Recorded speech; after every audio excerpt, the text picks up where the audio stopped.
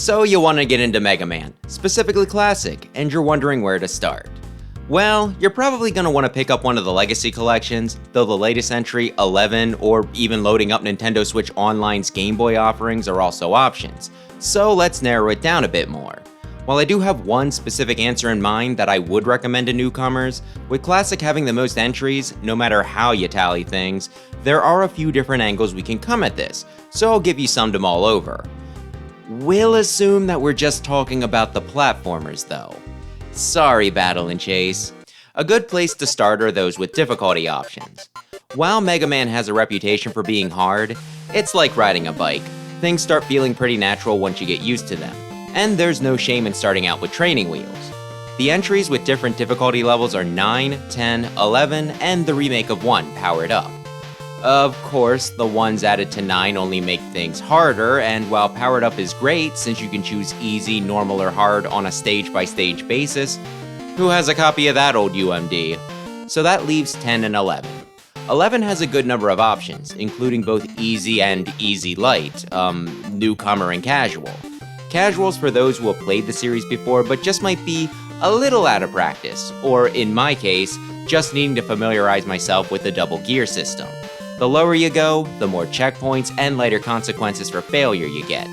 More options are always good, and this lets you cater your experience a bit more, whether you need just a little practice or all the pity you can get. Easy mode in 10 makes the game a lot nicer. You take less damage, fewer enemies, extra power-ups, and even throwing in some extra platforms, which is huge for a platformer game.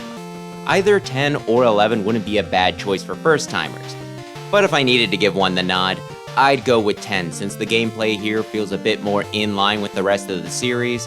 You also have Proto Man and Bass as options if Mega Man isn't clicking with you, and I also think 10 is one of the easier games already, even on normal, so dropping that down should be cake.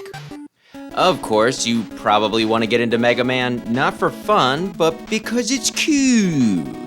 You want to be able to say that you like retro games, one known for being Nintendo hard, for the street cred, in which case, might as well start with the most popular, Mega Man 2. This one was the best selling until 11 came out, and its rise was probably due largely to the increased sale of video games in recent years. Many still cite 2 as their favorite, and for better or worse, it is the entry that will be referenced the most often, no matter where you go. Arcade, Smash, Crossworlds, chances are, at the very least, you'll hear a remix of Wily Stage 1. And hey, going back to the previous point, this also has 2 modes, normal and difficult. What the game won't actually tell you though is that difficult is the original game, and normal is an easier version, where enemies die in half the hits, programmed in for overseas audiences.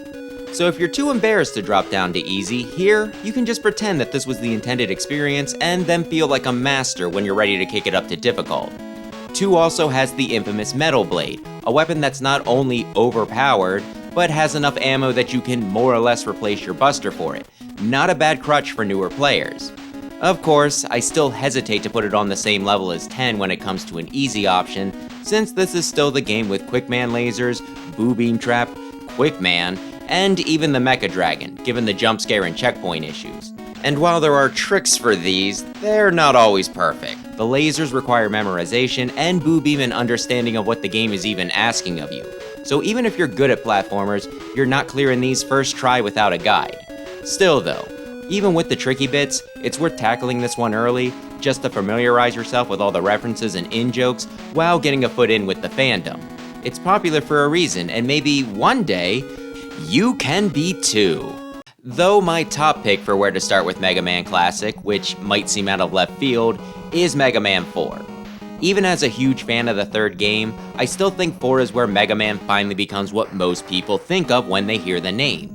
He has Rush, the Slide, and Charge Shot, which not only became the standard moving forward, except for the Indie Create stuff, but also were present in pretty much every crossover the Blue Bomber appears in. If you've only seen Mega Man in Smash or Marvel vs. Capcom, it might feel like something's missing if you were to start with the game where one of these features was, well, missing.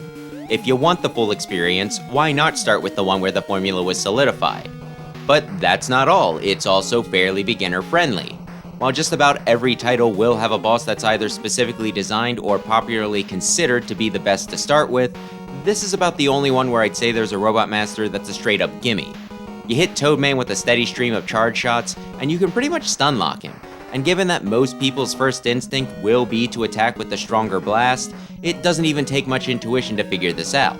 Your reward's a screen wipe attack, which is going to be good in most situations, and since this game does have a full weakness loop, not two smaller ones or weapons pulling double duty, if you're ever unsure of what to try next, you can always just pull up a boss order and ride that through to the end. And while it's not perfect for the lower difficulty end of things, Ringman is so much tougher than the rest of these schmucks, the bulk of the hard stuff is safe for endgame, and you can always fall back on E-tanks until then. Well, for the most part. But yeah, for a multitude of reasons, I think 4 is the best entry to start with. About the only thing that a new player only familiar with the series from other media might find weird is how Wily isn't the bad guy in this one. My answers accounted for difficulty, popularity, and player expectation, that last one containing elements of the first, which is why it's my definitive suggestion. That said, this will kinda be unique to Classic. While I'd like to do this for the other series, most of them are just gonna have one right answer, at least by my reckoning. I'm just able to give some extra considerations for Classic due to how many games it has, as well as how consistent the quality is. That'll do it for now though, so new players, let me know if you found this helpful, and veterans who just watched this out of curiosity, do you agree or disagree, and if the latter, what would you have suggested instead? Thanks as always for watching, and maybe consider subscribing if you're into retro games, especially Mega Man. Oh, I'm Wes, the Explosion, by the way.